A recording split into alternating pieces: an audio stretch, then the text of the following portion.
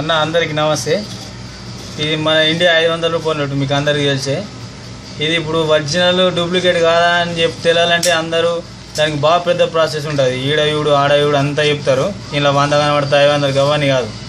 ఇది డూప్లికేట్ తెలుసుకోవాలంటే ఇగో లోటు ఇట్లా పెట్టి దీన్ని చిన్నగా మలుపుని ఇట్లా ఇగో ఇక్కడ సెంటర్ వరకు మలిపిరా దిక్క ఈ పక్క కూడా ఇంతే మలుపురి చిన్నగా ఇట్లా చిన్న మలుపురి ఇంతే మలిపిరా.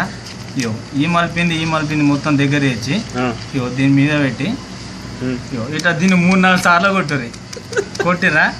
కొట్టిన తర్వాత దీన్ని మెల్లె ఓపెన్ చేయాలి.